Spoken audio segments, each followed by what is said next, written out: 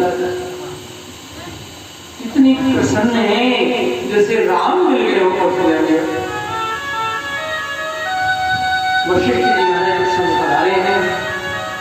वशिष्ठ जी महाराज ने इतिहास पुराणों की कई कथाएं सुना करके सब लोगों का दुख दूर किया और कहा भरत जिस समय जो कार्य उचित होता है उस समय वो कार्य करना चाहिए। पिता को मुखाग्नि प्रदान करो। सरयू किनारे चंदन की चिता तैयार की नागे की सीढ़ी की तरह दशरथ जी महाराज के शरीर पर सब के सब दशरथ जी की तारीफ करते हैं। जीवन मरण फल दशरथ पावा अंड विमल यश छावा। दशरथ जी महाराज ने जीवन का भी फल प्राप्त किया और मृत्यु का फल भी प्राप्त। क्यों? जियत राम विधुवदन निहारा और राम विरह करि मरण समान। जीवन जिए तो ऐसा जिए कि भगवान को पुत्र रूप में प्राप्त कर, ऐसा जीवन जिए। और मृत्यु प्राप्त की तो राम का नाम लेते थे, चिंतन करते हुए राम का स्मरण। राम विरह करि मरण समान। जीवन और मृत्यु दोनों सुधारता। किसी का जीवन सुधरता है, मृत्यु बिगड़ जाता है। भागवत में भरत की कथा आती है। राजा भरत बड़े जीवन तपस्या साधना की, जीवन तो संभला, पर अंतिम समय में एक भारत के बछड़े से, एक हिरण के बछड़े से प्रेम हो गया और उनको हिरण का शरीर पाना था। तो जीवन तो सुधरा, परंतु भरत की मृत्यु भी हुई। और वहीं पर कथा आती है धृतराष्ट्र दुर्योधन के पुत्र प्रेम ने पूरा जीवन बिगाड़ दिया, पर विदुर जैसे संत के साथ में जाकर गंगा किनारे ध्यानाभ्यास की साधना की और अंतिम समय में अपनी आत्मा को परमात्मा में मिला के एक कर दिया। तो धृतराष्ट्र ने जीवन बिगाड़ दिया अपना, पर मृत्यु सुधार दिया। भरत जी ने जीवन सुधार लिया अपना, पर हिरण के बछड़े से प्रेम होने पर मृत्यु बिगाड़ दिया। तो दशरथ जी ने जीवन भी सुधारा, मृत्यु भी सुधारी। और उसके बाद फिर सभा लगी, प्रश्न उठा अब क्या करना चाहते हैं। उस समय वशिष्ठ जी महाराज ने कहा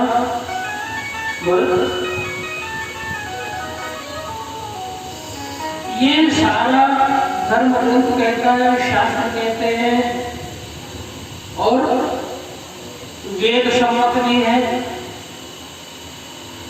सम्मत सभी का, सब लोगों का भी इसमें समर्थन है। और जही पितु देश पावे का पिता जिसको राजगद्दी देता है उसको राजगद्दी मिलती है। और पिता ने राज्य सिंहासन आपको दिया है और जहां से इतना कहा कि तुम्हें राजगद्दी स्वीकार कर लेनी चाहिए तो राजगद्दी स्वीकार कर लोगे। ये बात है चित्रकूट में रहने वाले राम को पता चलेगी तो बड़े खुश हो जाएंगे। लक्ष्मण जी को भी खुशी होगी, जानकी जी को भी खुशी होगी और स्वर्ग में तुम्हारे पिता को भी संतोष मिलेगा कि मेरी आज्ञा का पालन किया जाता है। पर इस बात को सुन करके कौशल्या मैया समझ गई। आज तक सूर्य वंश में जो कभी नहीं हुआ वो आज हो जाएगा। वशिष्ठ जी शुरू से सूर्य वंश के कुलगुरु हैं, आज तक कभी किसी ने आज्ञा का उल्लंघन नहीं किया। पर भारत मना कर देगा राजगद्दी के लिए। इसलिए मैया की कौशल्या उठे खड़ी गई और कहने लगी भरत गुरुदेव की आज्ञा का पालन करना चाहिए, उनकी आज्ञा का उल्लंघन नहीं करना चाहिए। भरत जी मैंने चुपचाप में कुछ बोल नहीं रहे हैं। और उस समय चुप देख करके अयोध्या के प्रजा के लोगों ने कहा पिताजी भी इस समय नहीं है और पिता वचन पूर्ण चाहिए कि हाँ, पिता के दिए हुए वचन को आपको पूरा करना चाहिए। राजा को अपना वचन प्रिय था, पर प्राण प्रिय नहीं थे, इसलिए उन्होंने अपना वचन पूरा किया, प्राण त्याग दिए पर अपना वचन नहीं छोड़ा। आपको भी पिता की आज्ञा का पालन करके सिंहासन स्वीकार करना चाहिए। इससे पिता की इच्छा पूरी होगी, स्वर्ग में भी पिता को शांति मिलेगी। भरत जी ने छुट्टी बना रखी, कुछ उत्तर नहीं दे रहे हैं।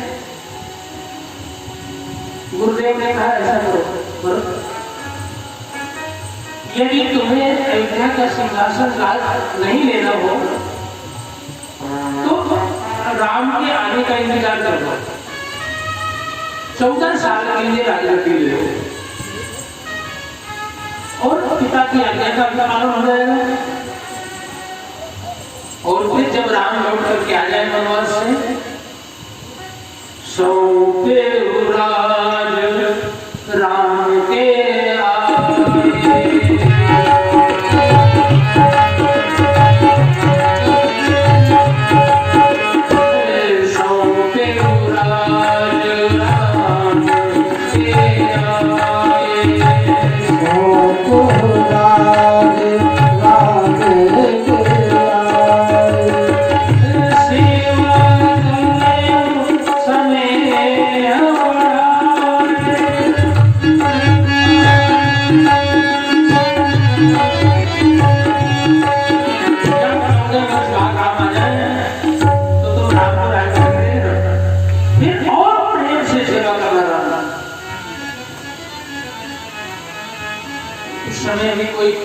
भरत जी ने जवाब नहीं दिया। मंत्रियों ने कहा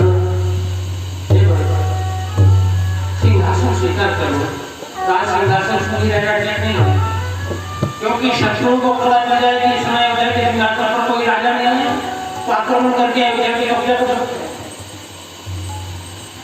इसलिए गुरुदेव ने कहा कि 14 वर्ष बाद राम को राज करके रहना और बड़े प्रेम से सेवा करना। पर मंत्रियों ने तुरंत गुरुदेव जी की बात भी काट दी और क्या कहा, राम ही आए उचित जस तस तब गर्व बहुत। राम के आने में जब जैसा उचित होगा उस समय वैसा किया जाए। मतलब क्या है, मंत्री लोग तो अपना सुख देखते हैं, सेवा देखते हैं, सोचते हैं कि यदि भारत का राजगद्दी राज सिंहासन अच्छा होगा तो 14 वर्ष बाद करेंगे, भारत में क्या करेंगे, बढ़िया पता चला रहे नहीं पता नहीं किया जाए। इसलिए जैसा उचित होगा तो, और अगर भारत ठीक से अयोध्या को नहीं पाल पाए तो राम बोलेंगे जैसा उचित होगा वैसा किया जाए। भरत जी ने मन में विचार किया, अभी गुरुदेव कह रहे थे 14 वर्ष बाद सौंप देना, और मंत्री लोग कह रहे हैं कि आने का जो उचित होगा जैसा वैसा किया जाएगा। इसलिए भरत जी ने कहा मुझे क्षमा करें आप सबके सब मेरी माने मेरे राज सिंहासन तक पहुंचने के जितने विघ्न थे सारे विघ्न दूर कर दिए, मेरे लिए राज सिंहासन मांग लिया। और अब आप सब लोग मिलकर के थोड़ी सहायता और कर दो, मैं सिंहासन पर बैठ जाऊंगा। काना खुशी शुरू हो गई। देखो कहते हैं कि भरत का हाथ है इसमें राज सिंहासन। कहते भैया ने सब काम बनाई दिया, आप 5 मिनट प्रजा करो, थोड़ा सहयोग करो तो सिंहासन पर बैठ जाए। भरत जी ने देखा, भरत जी कहने लगे भरत जी, अरे मेरे हृदय में क्या है ये प्रभु राम ही जानते हैं, और वो इस समय है नहीं। मैं अपने मन की बात किससे कहूँ, कोई ये कह रघुवर मेरे हृदय की बात राम ही जानते हो। कोई आप सोचते हो कि मेरे जैसे को राजगद्दी दे दोगे तो तुम्हें सुख मिलेगा। अरे जिसकी राज तिलक की केवल अभी बात हुई है, अभी राज सिंहासन पर तिलक नहीं हुआ, गति में नहीं। पर राजकुल की बात होने से पिता की मृत्यु हो गई, राम लक्ष्मण जानकी जंगल चले गए। सारी अयोध्या जो हमेशा प्रसन्न रहते थे, अयोध्या के सारे लोग दुखी हो गए। और मेरे जैसे पापी व्यक्ति को जब राजगद्दी दे दोगे तो मोहि राज हठ गए हो जब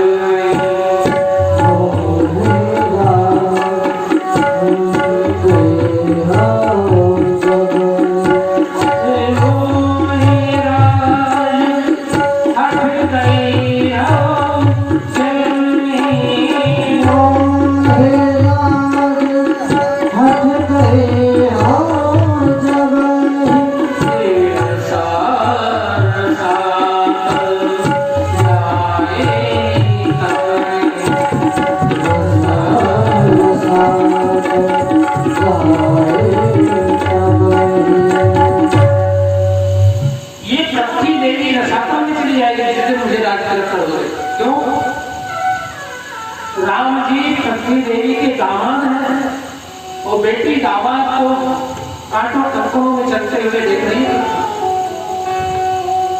उसके आसन पर पत्तों को तोड़ पकड़ करके बैठते सोते देख रही है। और पृथ्वी के दामाद का हिस्सा यदि मुझे दे दिया जाएगा तो पृथ्वी ये सहन नहीं कर पाएगा और ये पृथ्वी रसात्मा निकल जाएगी। और महाराज ये तो वही हाल हो गया जैसे ग्रह ग्रहित कुल बात बस और तेरी पीड़ी हुई सीमा और ताली पियाई वारुणी कहो कोई ग्रह पीड़ा से परेशान हो और वायु जागी उसके शरीर में लगी हो, दर्द से कष्ट पा रहा हो, बात याद नहीं करना और उस पर भी बिच्छू ने डंक मार दिया हो